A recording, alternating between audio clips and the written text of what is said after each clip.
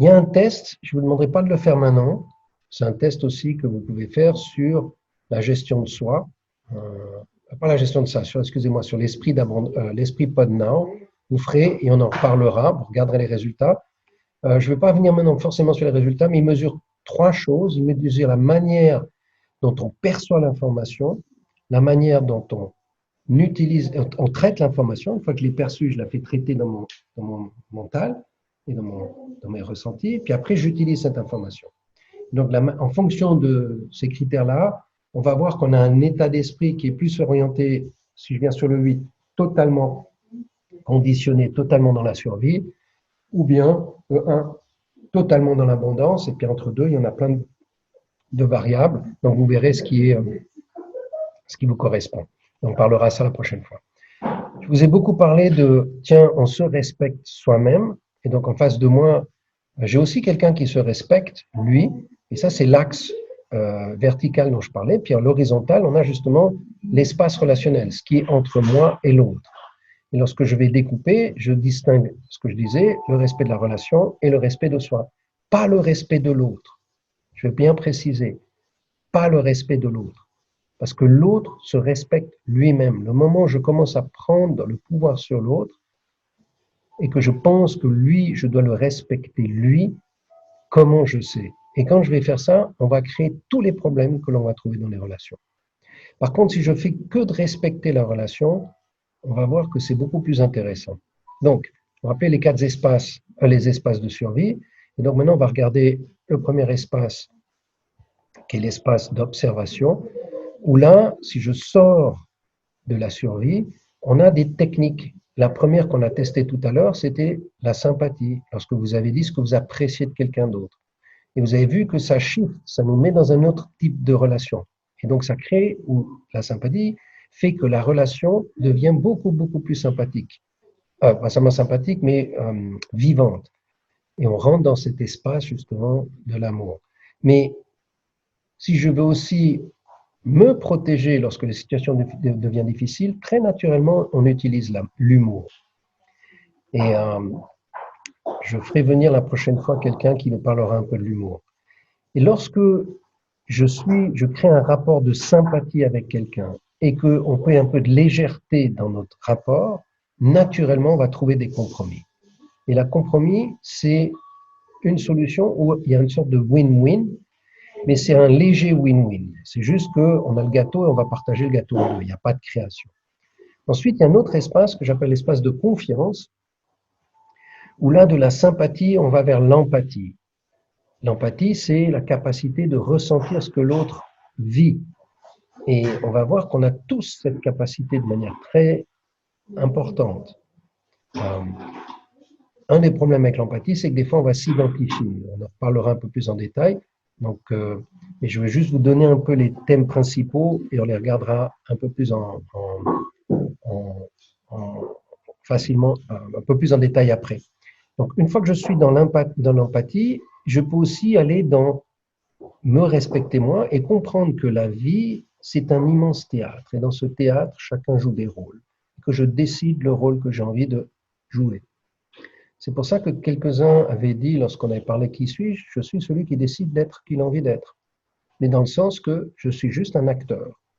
Et je vais jouer un acte, et je vais jouer un rôle. Et aujourd'hui, je peux être le rôle du gentil, demain, je peux être le rôle du méchant. Tant que ça reste un rôle, c'est juste ce que je dois faire maintenant. Et c'est OK. Et donc, des fois, je peux être très gentil, très bienveillant, très bon, très doux. Puis des fois, je peux être ferme. Et c'est OK. Tant que ça reste dans l'espace de l'abondance. Parce que là, je ne suis pas pris par mon débordement émotionnel. Ça ne se fait pas dans la colère. Ça se fait dans le jeu. Et puis, le dernier espace, qui est l'espace vraiment de l'abondance, où là, il y a cette notion de je suis connecté à qui je suis vraiment. Je suis dans la conscience, je suis dans la présence, je suis dans la liberté. Là, les qualités sont liées à la gratitude, au pardon, à la bonté, que l'on peut mettre ça sous la compassion. Mais nous, on va beaucoup travailler les trois autres, c'est-à-dire gratitude, bonté et pardon. Je ne sais pas si parmi vous, il y a des gens qui ont fait des sacs de pardon avec moi, mais ceux qui étaient là au Pomme Festival, si vous vous rappelez, on avait fait le cercle de réconciliation et là, on a travaillé sur merci, pardon, je t'aime. Donc on a travaillé sur la gratitude, le pardon et la compassion. Je vais vous montrer quelques vidéos, c'est plus pour le fun.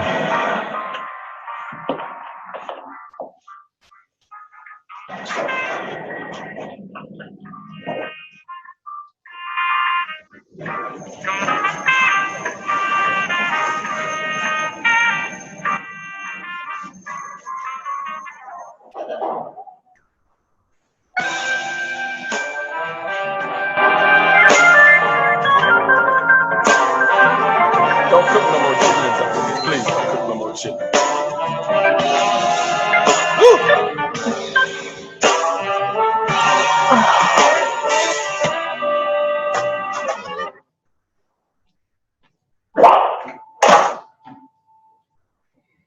Ok, c'est pour rire. Là, ça devient un peu plus intéressant parce que là, on revient dans des phénomènes réels. So here's a clip showing the subtle difference between Gordon Brown and Barack Obama. Here they are arriving at number 10, and look at this lucky policeman gets to shake hands with the President of the United States. Oh, and here comes the Prime Minister of the... No.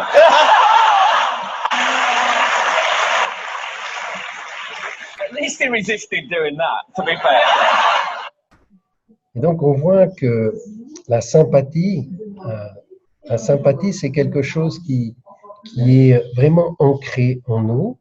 Si on a une qualité charismatique, et si on regarde Barack Obama, qui avait un naturel beaucoup plus ouvert dans la relation, par rapport à quelqu'un qui était Gordon Brown, qui était beaucoup plus dans « moi, je suis tout-puissant » et créer des séparations. Donc, la sympathie, c'est un acte super, super important. Et une des recommandations que je peux vous faire, c'est vous amuser tous les jours à dire à quelqu'un quelque chose que vous appréciez chez lui. Et de surprendre des gens en leur disant « Tiens, je vois ça que tu fais bien ». Ce que disait Daphné, que tu fais très naturellement, et bien essayez de le faire. Et Christopher, je t'encourage vraiment à pratiquer ça en disant « Tiens, je regarde quelque chose, et ben je vais voir ce qui va bien. Et je vais le dire ». Donc ça, c'est être sympathique. Le compromis, je pense que vous connaissez tous, bon, il y a une petite vidéo qui présente le compromis.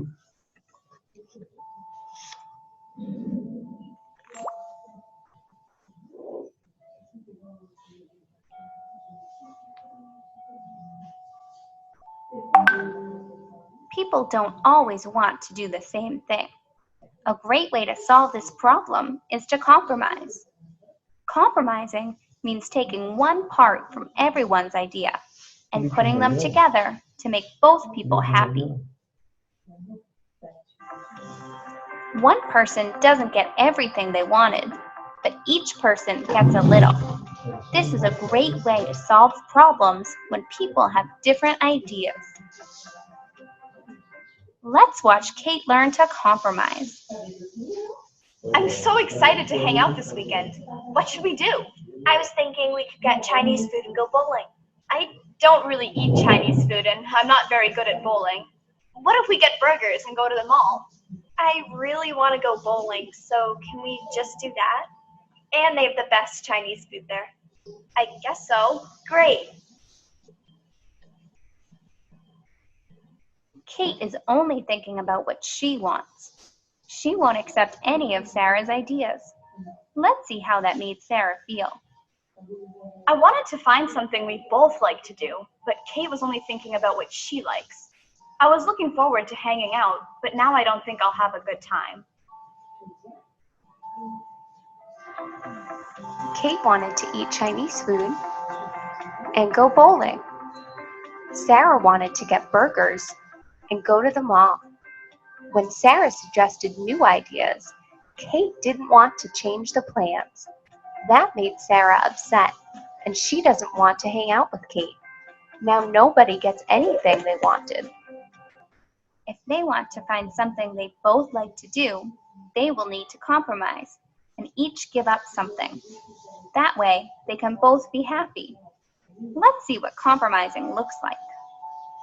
I'm so excited to hang out this weekend. What should we do? I was thinking we could get Chinese food and go bowling. I don't really eat Chinese food and I'm not very good at bowling. What if we get burgers and go to the mall? Sarah has some different ideas. Maybe I can join some of our ideas so we're both happy. It's not fair if I get everything I wanted and she gets nothing. Oh, okay. Where do you want to eat? Want to go to Shake Shack? They have great burgers. Sure. What should we do? I'll try bowling. Only if you want to. Yeah, let's do it. Ok, donc on comprend bien ici qu'est-ce que c'est qu'un compromis. C'est intéressant, mais il n'y a pas de création, il n'y a rien de nouveau. On va juste partager ce qui est déjà là. Donc c'est intéressant, ça permet d'avoir déjà une bonne relation. Et vous avez vu que le moment qu'il y en a un qui propose de faire le premier pas, l'autre naturellement va proposer de faire le pas suivant. D'ailleurs, on voit bien ça lorsqu'on fait les trucs sur la sympathie.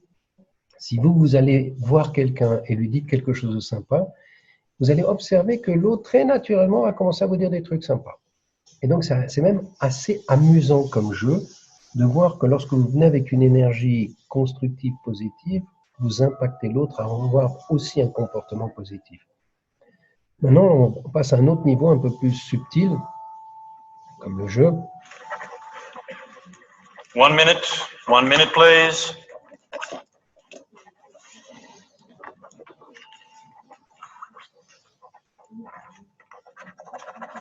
Time, thank you. Could you all please put down your pens and bring your papers to the front of the room? Thank you.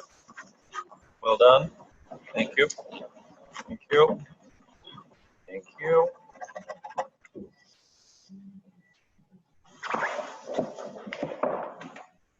Oh, I'm sorry, you're too late. Gave you plenty of warnings about time. You failed. Sorry. Excuse me, do you know who I am? I have absolutely no idea. Good.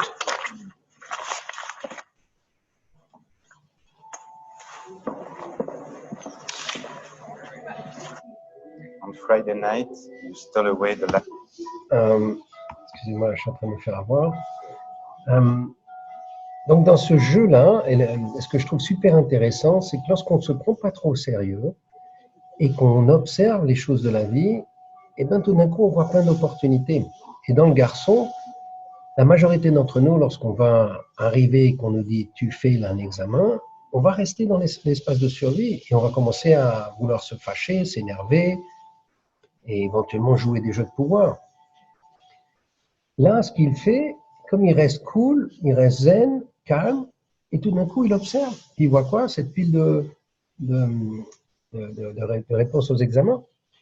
Et donc, il a une créativité beaucoup plus large. Et il trouve une solution originale, même fun. Et on a tous cette capacité. Lorsqu'on est bien, lorsqu'on est posé, lorsqu'on se sent en confiance, on va trouver des solutions super originales. C'est ça un peu la notion du jeu.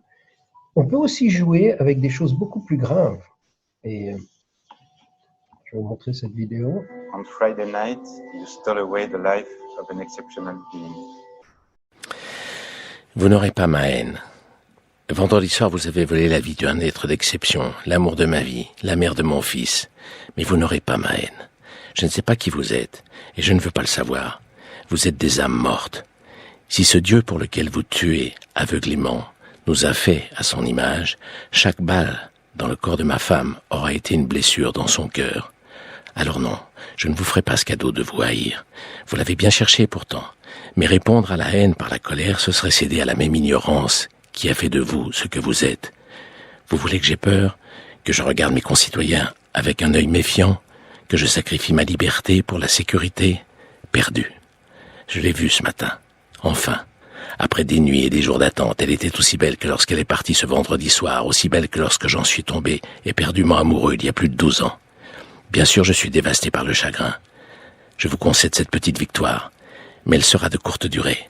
Je sais qu'elle nous accompagnera chaque jour, et que nous nous retrouverons dans ce paradis des âmes libres auquel vous n'aurez jamais accès. Nous sommes deux, mon fils et moi, mais nous sommes plus forts que toutes les armées du monde. Je n'ai d'ailleurs pas plus de temps à vous consacrer. Je dois rejoindre Melville qui se réveille de sa sieste. Il a 17 mois à peine, il va manger son goûter comme tous les jours, puis nous allons jouer comme tous les jours. Et toute sa vie, ce petit garçon vous fera l'affront d'être heureux et libre. Car non, vous n'aurez pas sa haine non plus. Donc, pour moi, cette vidéo, elle est super intéressante parce qu'on peut aussi jouer de situations hyper graves. Et quand je dis jouer, ça ne veut pas dire ne pas prendre les choses au sérieux. Ça veut juste dire prendre une distance par rapport à ce débordement émotionnel. Et puis de se dire, OK, ben j'ai compris le jeu qui est en train de se passer. Ça peut être un jeu hyper triste, un jeu hyper violent, comme on a vu sur le Bataclan. Mais même si je suis à quelque part dévasté par ce qui s'est passé, ben non, j'arrive à rester à un niveau de conscience beaucoup plus vaste, beaucoup plus grand. Et pouvoir placer quelque chose comme il l'a fait, comme il l'a écrit, ça veut dire qu'il était vraiment dans un niveau de conscience très élevé. Et il a mis toute son attention non pas sur la haine, c'est très intéressant, il a mis ça sur l'amour de son fils et de la suite. Donc magnifique, j'ai trouvé magnifique passage. The night. Alors attendez, ça part. Voilà. Maintenant, on va toucher l'empathie. Alors c'est des vidéos que vous avez certainement vues parce qu'elles sont très connues.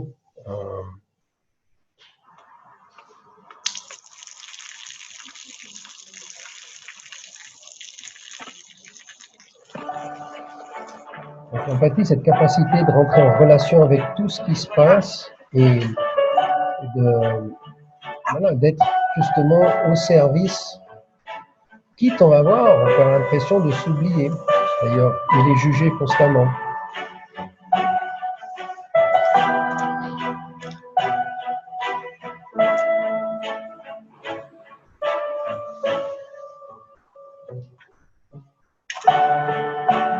Ilsจะได้อะไรถ้าเขาทำแบบนี้ทุกวัน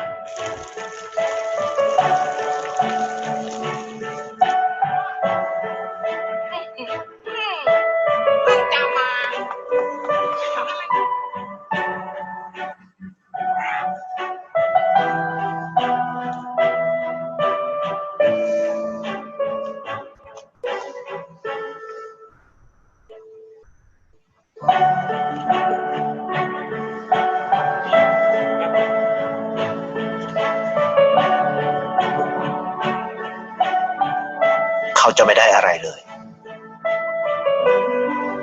ไม่ได้รวยขึ้น ไม่ได้ออกทีวี ไม่มีใครรู้จัก ไม่ได้มีชื่อเสียงที่มากขึ้น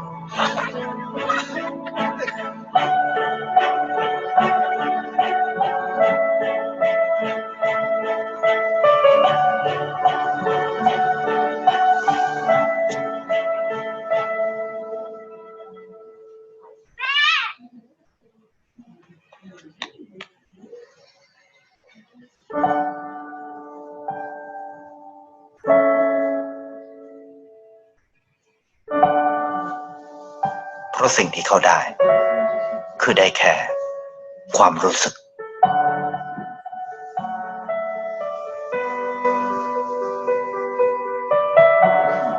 ได้เห็นความสุข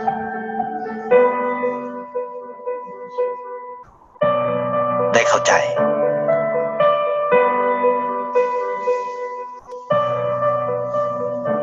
ได้ความรักได้ในสิ่งที่เงินซื้อไม่ได้ได้โลกที่สวยงามกว่าเดิม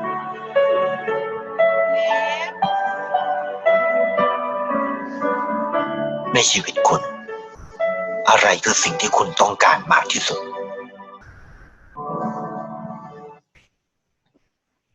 Et puis une autre vidéo qui est magnifique parce que là, elle représente vraiment l'empathie et en même temps la capacité de créer quelque chose de plus. Donc, dans cette vidéo, j'explique deux, trois choses. C'est qu'on voit un arbre qui va à la route, ceux qui sont censés s'en occuper. Donc, autre chose. Et là, les réactions classiques d'abus de pouvoir, de soumission, d'inhibition, de colère, tout ce qu'on voit dans l'espace de survie.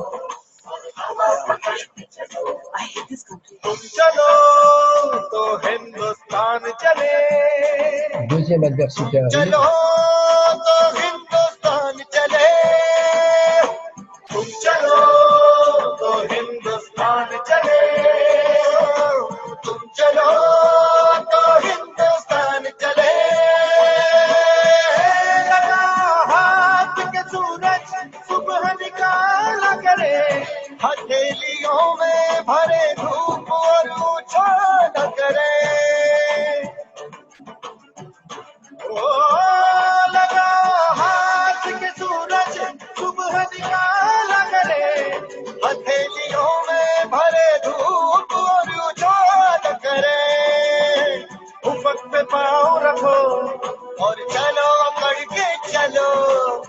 बस पे पाँव रखो और चलो पकड़ के चलो पलक पकड़ के उठो और हवा पकड़ के चलो पलक पकड़ के उठो और हवा पकड़ के चलो तुम चलो तो हिंदुस्तान चले तुम चलो तो हिंदुस्तान चले हिंदुस्तान चले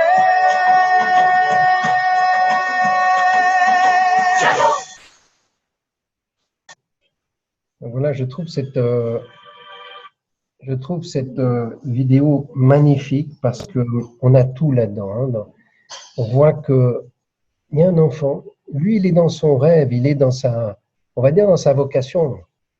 Il voit quelque chose qui est pas aligné, qui est pas correct. Il réfléchit pas plus loin. Il dit pas tiens, c'est pas moi, c'est quelqu'un d'autre. Il dit ok, il faut juste enlever. Donc il est dans sa pureté, comme nous on est tous. Mais ce qui se passe, c'est au lieu d'être entre guillemets victime ou de rester dans l'espace de survie, lui fait un pas. Il va faire un pas qui a du sens pour lui, mais il n'a aucune chance de réussir. Mais ce qui est magique, c'est comme il a fait le premier pas, ben, il y a des ripple effects. Des gens, et les premiers qui viennent, ben, ce sont les enfants. Et les enfants, ils viennent quoi? Ils viennent juste s'amuser. Et vous voyez que tout d'un coup, ils se marrent. Et c'est vrai, nous, enfants, quand il pleuvait, qui n'a pas été joué dans la pluie, combien on a adoré? Aujourd'hui, il pleut, qu'est-ce qu'on fait? On va se cacher. Parce qu'on a oublié cette notion de la vie pour la majorité d'entre nous. Donc, non, là, il y a quelque chose de l'ordre de l'intuition, de l'ordre de l'inspiration pour cet enfant qui dit il faut enlever, bouger l'arbre. Mais tout d'un coup, tout le monde vient là et il y a une communion qui vient, une communauté qui avance, qui se crée, des partages qui se font et ils vont enlever cet arbre. Et c'est magnifique. Donc, le chalo, si je me trompe pas, ça veut dire on y va, on entreprend. Et là, je reviens un peu sur ce que disait Agena, ce qu'on partageait avec Agena tout à l'heure, c'est, oui, je ne sais pas forcément quelle est la mission que j'ai, la vocation que j'ai. Mais oui, mais je continue, je fais un pas. Et en faisant un pas, ben, d'autres choses vont arriver. Et c'est l'exemple que tu donnais aussi, Yannick. Donc, j'ai trouvé cette vidéo magnifique pour exprimer que quand on est dans, tiens, la vie, c'est qu'un jeu, et je vais jouer le jeu que j'ai à jouer maintenant, et qu'en même temps, je suis en empathie, c'est-à-dire que je suis connecté à tout ce qui se passe et que j'entre en relation avec tout ce qui se passe, on va créer quelque chose, on va co-créer. Moi et les autres, nous allons co-créer quelque chose qu'on ne pouvait pas imaginer. Et donc, le 1 plus 1 égale 2 plus quelque chose. Et c'est là la magie de la vie, là l'univers, tout ce qui vient nous servir. Et puis, la vidéo que je vais vous montrer maintenant, peut-être que vous connaissez Charlie Chaplin, là vous êtes certainement plusieurs à le connaître. Il a fait un film en 1941 où il parodie Hitler. Mais je vous encourage à regarder ce que cette personne a fait et a dit à ce moment-là. Il faut penser qu'on est en pleine guerre et il a cette intelligence, cette incroyable sagesse de partager ce qu'il va partager maintenant. Et vous allez écouter ce qu'il partage parce que je pense que c'est encore totalement valable aujourd'hui. Ça, c'est après avoir été le dictateur qui doit prendre le pouvoir, tout d'un coup, il a une sorte de AA, et puis il réalise que non, c'est pas ça qu'il faut faire. On lui demande de faire le discours, mais on va voir quel discours il va faire tout d'un coup. Et le film s'appelle Le Dictateur.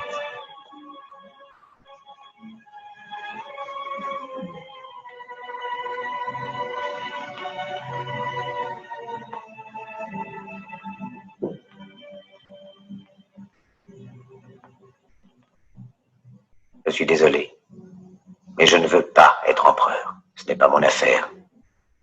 Je ne veux ni conquérir ni diriger personne. Je voudrais aider tout le monde dans la mesure du possible. Juifs, chrétiens, païens, blancs et noirs. Nous voudrions tous nous aider si nous le pouvions. Les êtres humains sont ainsi faits. Nous voulons donner le bonheur à notre prochain par lui donner le malheur. Nous ne voulons pas haïr ni humilier personne. Dans ce monde, chacun de nous a sa place et notre terre est bien assez riche. Elle peut nourrir tous les êtres humains. Nous pouvons tous avoir une vie belle et libre. Mais nous l'avons oublié. L'envie a empoisonné l'esprit des hommes, a barricadé le monde avec la haine, nous a fait sombrer dans la misère et les effusions de sang. Nous avons développé la vitesse pour nous enfermer en nous-mêmes. Les machines qui nous apportent l'abondance nous laissent dans l'insatisfaction. Notre savoir nous a fait devenir cyniques. Nous sommes inhumains à force d'intelligence. Nous ne ressentons pas assez et nous pensons beaucoup trop. Nous sommes trop mécanisés et nous manquons d'humanité. Nous sommes trop cultivés et nous manquons de tendresse et de gentillesse. Sans ces qualités humaines, la vie n'est plus que violence et tout est perdu. Les avions, la radio nous ont rapprochés les uns des autres. Ces inventions ne trouveront leur vrai sens que dans la bonté de l'être humain, que dans la fraternité, l'amitié et l'unité de tous les hommes.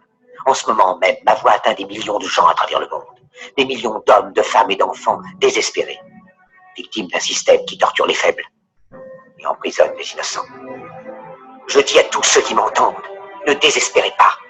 Le malheur qui est sur nous n'est que le produit éphémère de l'avidité, de l'amertume de ceux qui ont peur des progrès qu'accomplit l'humanité.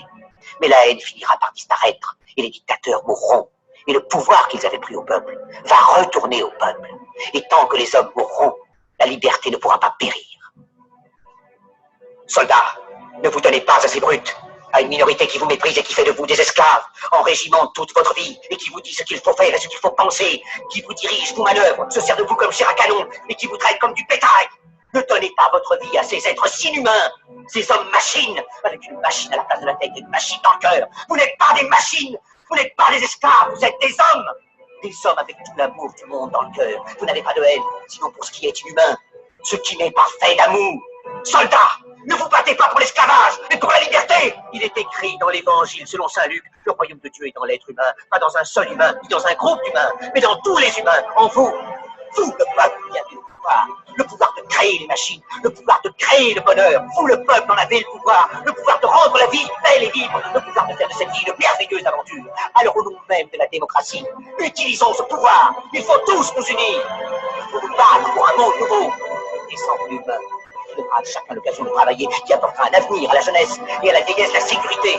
Vous comprenez toutes ces choses. Pour que vous leur donniez le pouvoir, ils mentaient. Ils n'ont pas tenu leurs merveilleuses promesses. Jamais ils ne le font. Les dictateurs s'affranchissent en prenant le pouvoir, mais ils font un esclave du peuple. Alors il faut nous battre pour accomplir toutes leurs promesses. Il faut nous battre pour libérer le monde, pour renverser les frontières et les barrières raciales, pour en finir avec l'avidité, avec la haine et l'intolérance. Il faut nous battre pour construire un monde de raison, un monde où la science et le progrès mèneront tous les hommes vers le bonheur. Soldats, au nom de la démocratie, unissons-nous tous!